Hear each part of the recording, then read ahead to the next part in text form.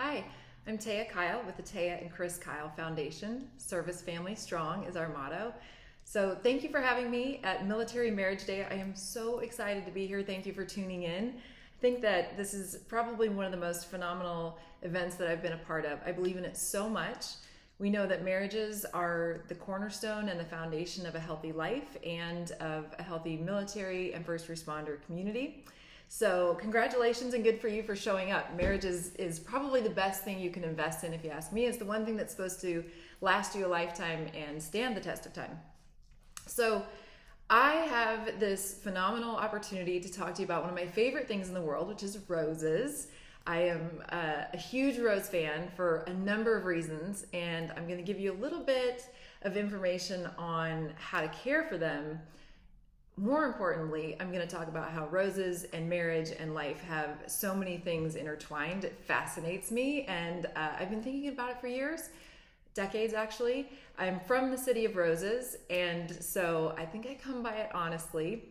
And I've been pruning roses and working on roses since I married Chris, and we had our first house in Alpine, California. He was stationed in San Diego.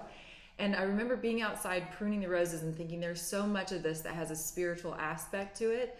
And I was thinking about God and life while I was working on the roses and thinking, this is so cool. I feel like God teaches us in so many ways. And I think that roses and nature are some of the best ways to think about life. It's also connected. And it's scientifically proven that if you are out in nature, you are going to be healing more. Your emotional energy is better when you're out in nature than just about anything else. So I'm passionate about maybe inspiring you to do something in nature that you haven't done before. And if you're already a gardener or a lover of roses and other things like that, hopefully some of the insights that I share will make you love it even more. The other thing is that there are studies that show that if a couple does something together that neither one of them has done on their own before, the bonding is a lot better and a lot stronger for the event that neither one of them has done before and they now do together. So maybe I'll inspire some of you to spend a little time in the yard together and grow some roses. So in Texas, people really don't want to mess around with roses a lot because it takes a lot of time and energy, and it's not like some other places like the Pacific Northwest where they're just prolific. And I have to say that that's actually one of the reasons why I love growing roses in Texas and spending some time on them. Just like about anything else that you invest in, there tends to be a great reward.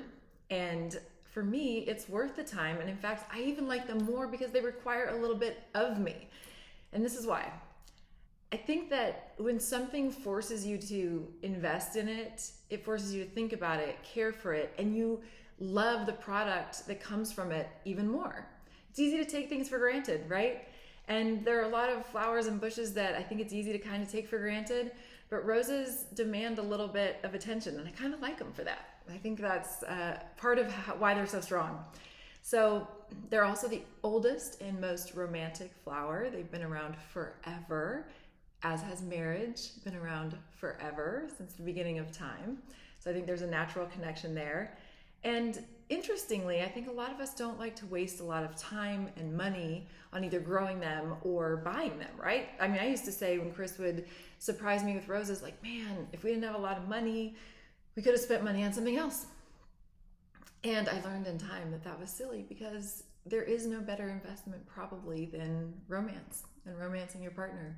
And it does last a lifetime. Whereas I thought the roses just might die, the romance lasts forever. I still remember all the roses that he gave me, and I fortunately learned that lesson before he died.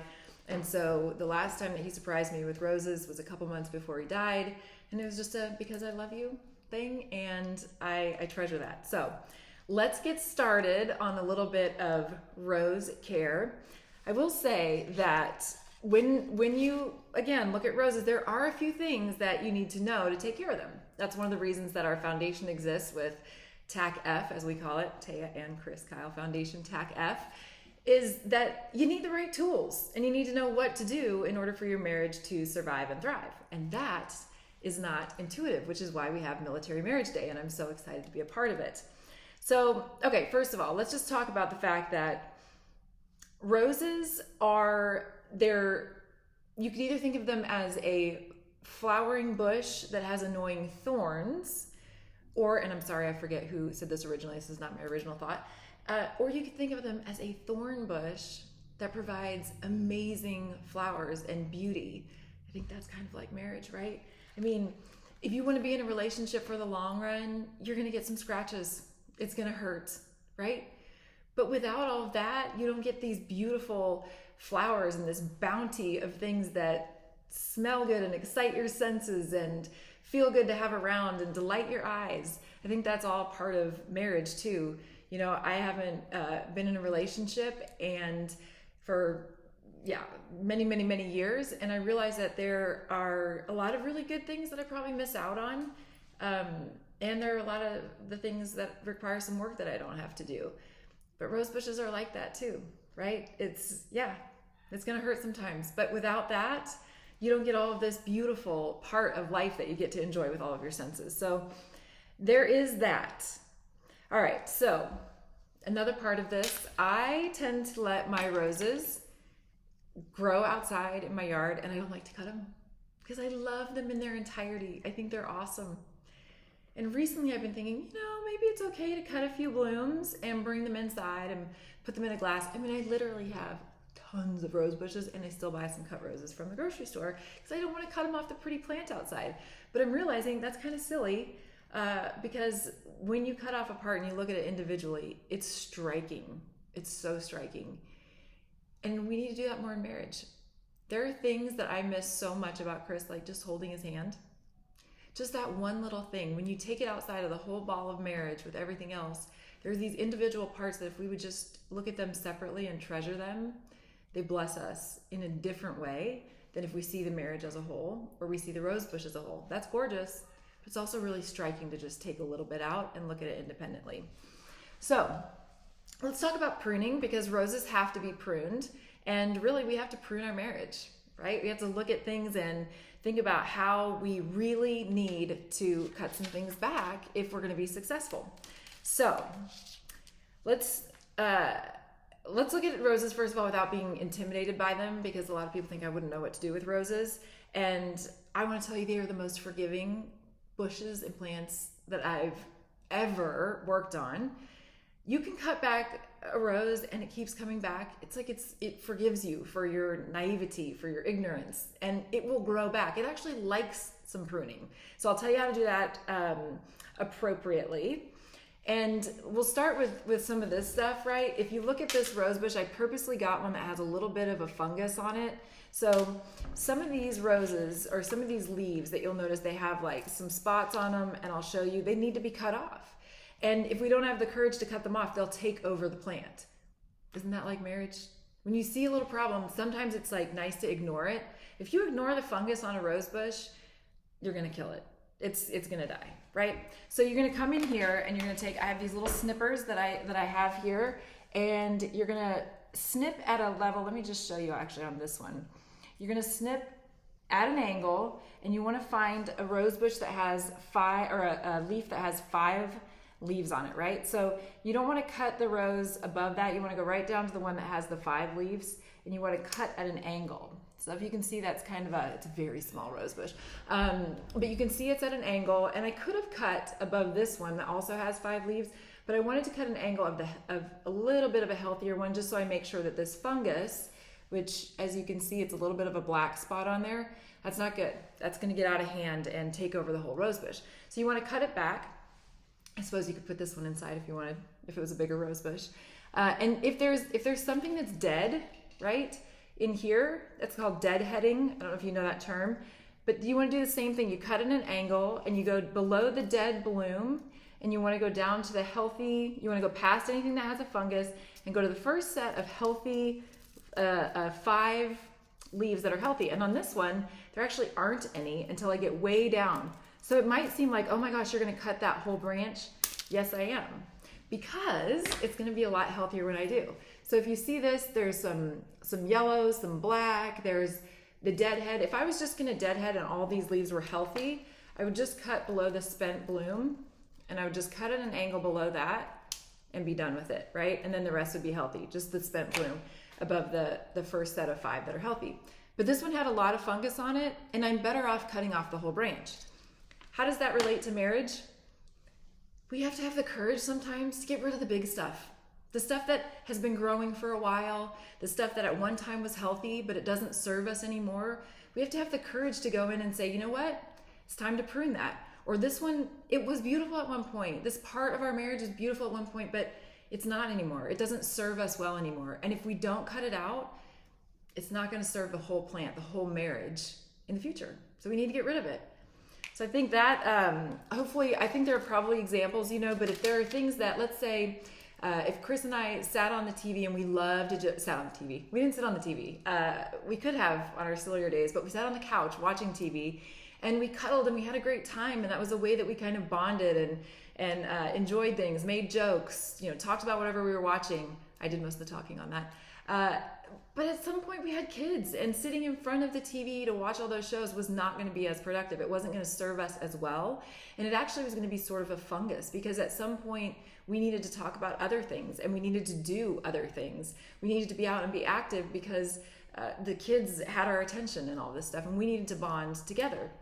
So if there's something that at one time was healthy, but you need to cut it, even though you enjoyed it, even though you loved it, we have to have the courage to just cut the whole dang branch off and do something different so that the whole marriage grows differently and grows better.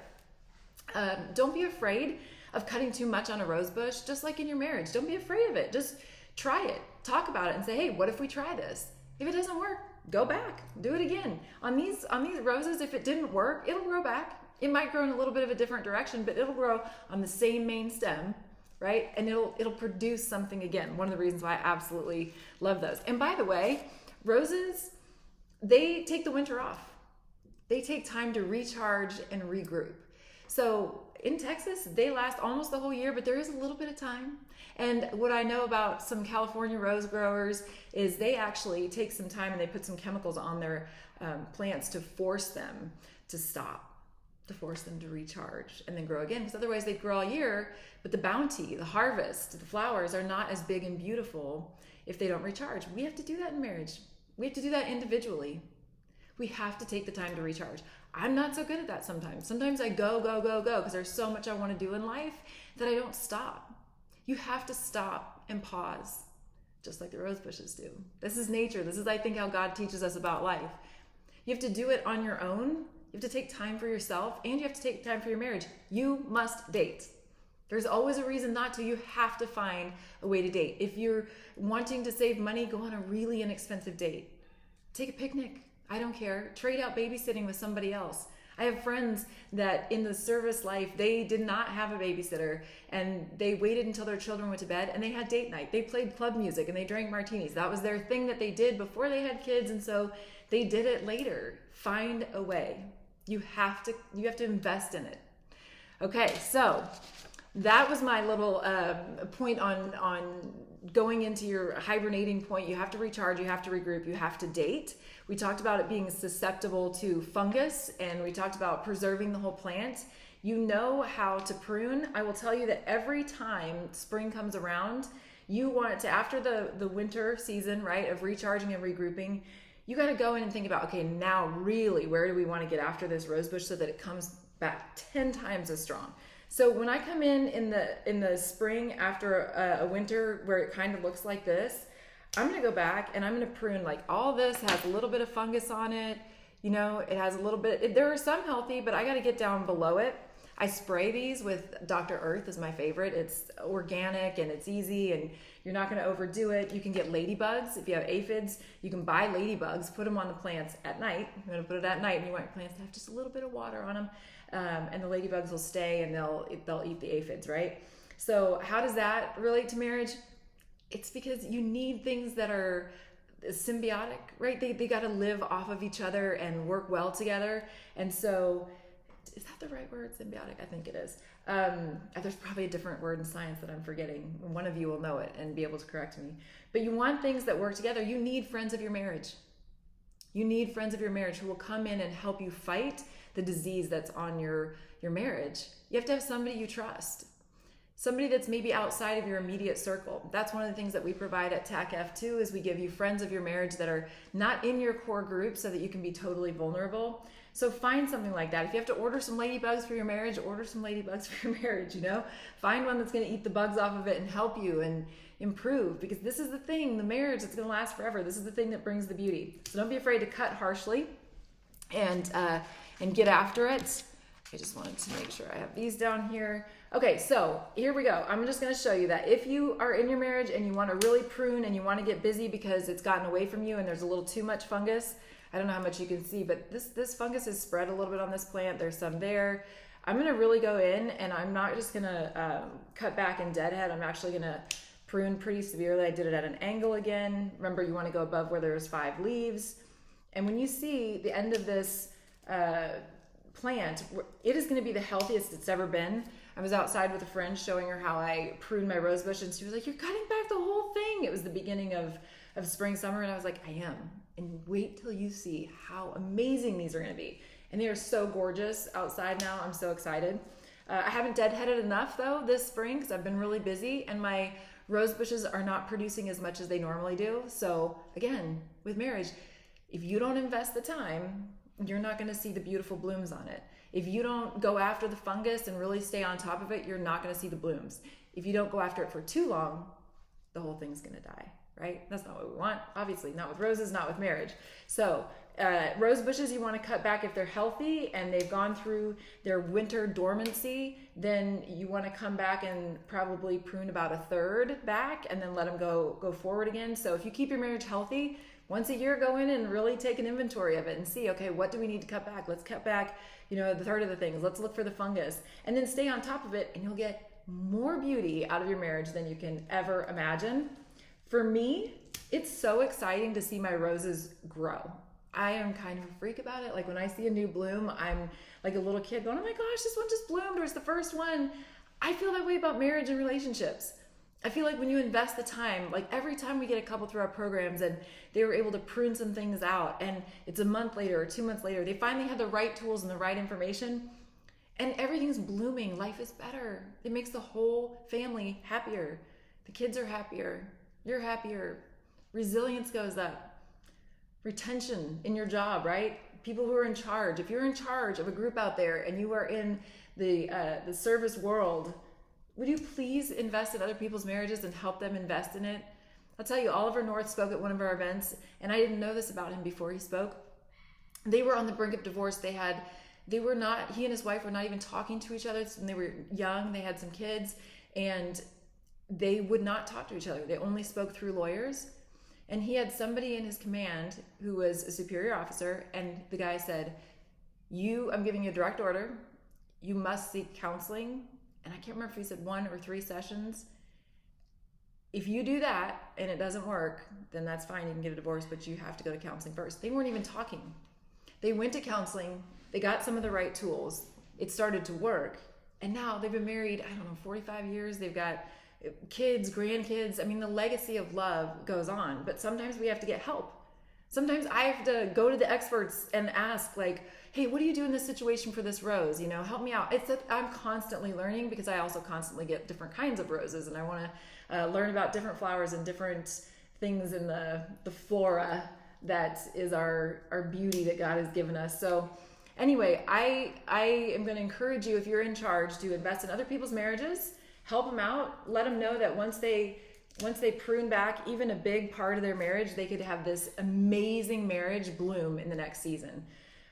Take your time. I wish I could show you what this is going to look like, by the way, after I've done all this pruning, but don't be afraid. They're forgiving. Be forgiving in your marriage. Give yourself time to rest. A dormant phase is really good for everybody. It's good for roses. It's good for you. When there are those times where it gets cold, hunker down. Let some time pass. Let some dormancy go. By the way, if you get a rose bush and it's super crowded, one of the biggest things I do for my roses here in Texas that's so hot and humid, I cut out the center. I get in and I cut out that part because it needs to breathe. The fungus grows where there's no space to breathe. Take time to breathe. For you, for your spouse, give that thing some air. Let it have some time and some space, and it'll get a lot better.